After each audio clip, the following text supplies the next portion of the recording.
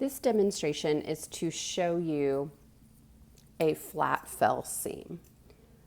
So a flat fell seam is not just an ordinary seam, but it's a seam that encases and finishes itself. So again, no serging required, no pre-prepping your edges necessarily.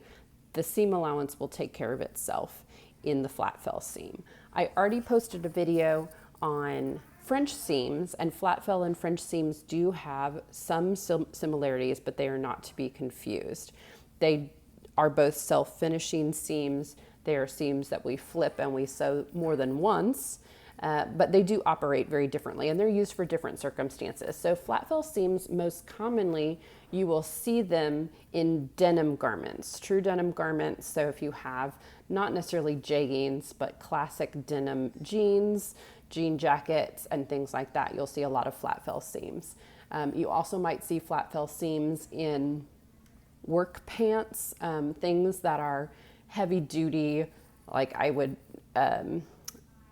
mention Carhartts and other thick, heavy cotton twill sort of pants, jackets, overalls, things like that. They can be used for a lot of different purposes, but flat fell seams are very strong. They are reinforced seams, and that's why you often see them on the inseam of many of these types of pants, both jeans and work pants, because the inseam is definitely what gets a lot of wear and tear. And if you know some people who often bust open the inner seams of their pants as their thighs rub together in the crotch area, the flat fell seams help prevent that or help make your pants last longer. So let's talk a little bit about flat fell seams. Like the French seam, the flat fell seam is first going to go together wrong side to wrong side. So instead of laying my seams pretty to pretty or fashion side to fashion side, I'm going to do the opposite because I actually want my seam allowance to be on the top of the fabric. Also, when sewing flat fell seams, you want to predetermine your seam allowance length to be a bit wider than you might normally. So at minimum, I would say 5/8 or larger is a good seam allowance size so that you have plenty of room to do the flat fell seam. So you may need to pre-plan that or add excess seam allowance to something in order to have plenty of room.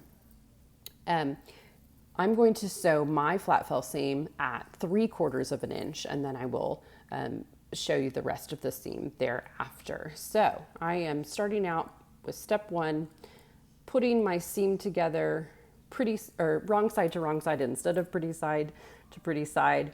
The correct side, the fashion side, the print side of the garment will be facing me, which is a little backwards than what we usually think of when we sew. So I'll pin together the edges I intend to match. Again, this is often the inseam of pants. It may be used in other places. And then I will sew everything as I would normally, but with a larger seam allowance than I would on other seams. So I'm sewing all the way at 3/4 of an inch, and you can see that groove on the machine way out here. The seam allowance does look rather large, but it will give me plenty of room to do the next few steps.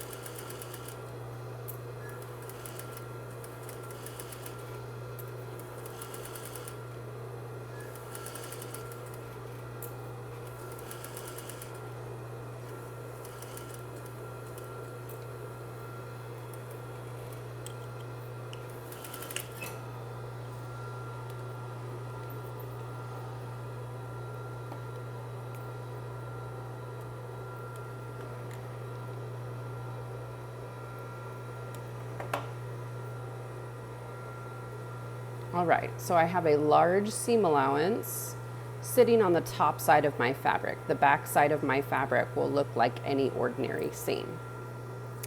Then I'm going to get out my iron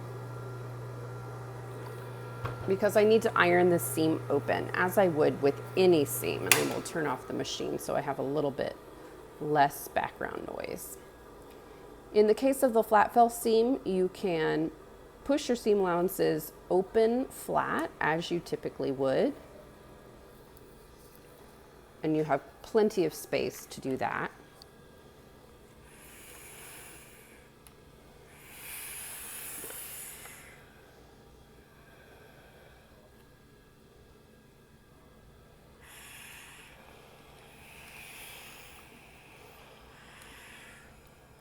After I get this seam open with the iron and have pressed it flat, then I need to go back and I need to trim and prep my seam allowance, because the goal of the flat fell seam is to flip one of our seam allowances over the other and top stitch it in place. And that is what gives us the double stitched look in our flat fell seam.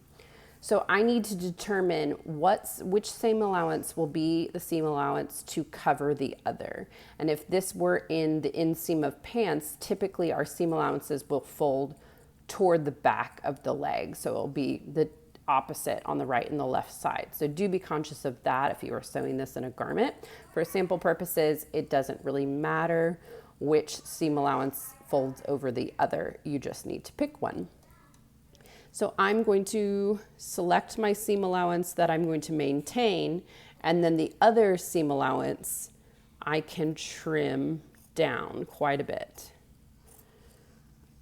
Like the French seam, trimming this seam allowance is of the utmost importance, as I do not want the raw edges of this seam allowance to be poking through my seam. I don't want it to be bulky or getting in the way. If I'm working with denim or, like I said, heavy twill fabrics, if I'm making pants. Also, the extra layers of that thick and heavy fabric will be challenging to deal with. So trimming that away, very important. Then I'm going to prepare this seam allowance edge to be folded over. Before I just fold it over, I can't fold it over, top stitch it, and call it a day, because we still have a raw edge here and no raw edges should ever be showing. So I'm going to go ahead and take care of this edge by folding it under just the slightest amount. So I'm going to shoot for about 1/8 of an inch. That is a very small mark. So you do want to be careful as you do this, that you get a nice, smooth, straight line. And I am obviously eyeballing my measurement. I've done this a few times. If you feel like you need a seam gauge or to mark it with a ruler and a pencil, absolutely go ahead and do that. It will be much easier than trying to get a flat edge on your own.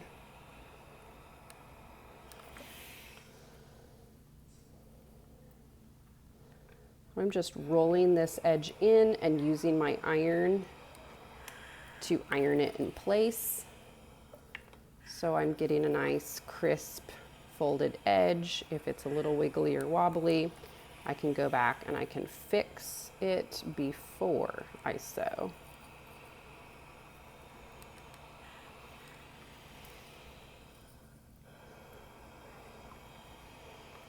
Right here, it's not behaving, so I'm going to try again.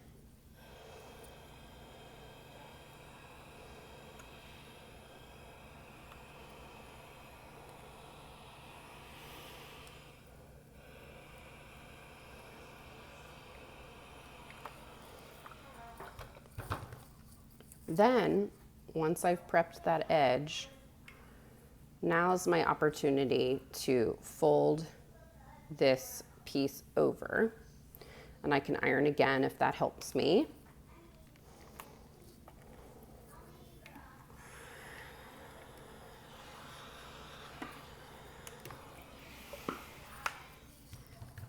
And and pin it in place. And this may be a situation where you want to pin down the line that you are sewing, meaning you will face your pins so that they are going into the machine as you sew. This is an instance where you would need to pull out those pins as you sew along. You cannot run over them if they are fed into the machine in this way.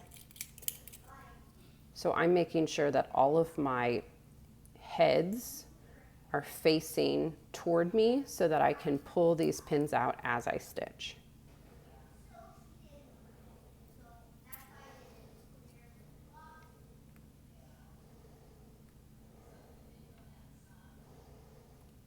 And I've given myself a little bit of a tricky fabric to flat fill because it's blending into itself. So seeing that line is a little bit trickier than if this were on another fabric. If I do it well, it'll be beautiful. Okay, so the next thing I'm going to do is I'm going to line it up under my sewing machine. And I'm not sewing any particular seam allowance here. I am sewing the very edge of this fold. So what I'm going to do is run the folded edge of my fabric up against the inner edge of the fork of my presser foot. So you can see that the presser foot does this. So I'm running it up against the inner edge if it were going this way. And this will allow me to get the needle very, very close to that fold, but also maintain that edge and not hop off the edge.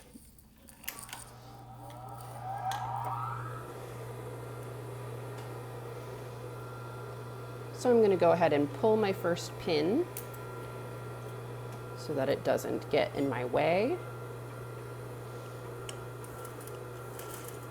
Back stitch and stitch forward. And again, I'm keeping my eye on the fold of this fabric as it feeds into the machine and making sure it rubs just up against the fold of this presser foot.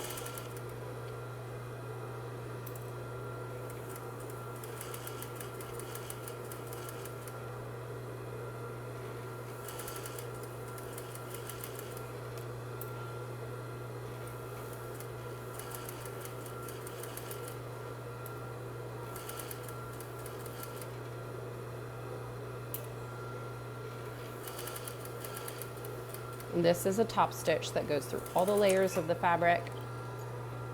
It is strong and will reinforce that seam for extra durability.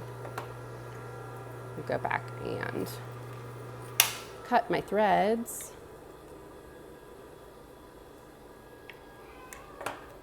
And you can see here that I've stitched very, very close to that folded edge of the fabric all the way down that line to get a nice, strong flat fill seam.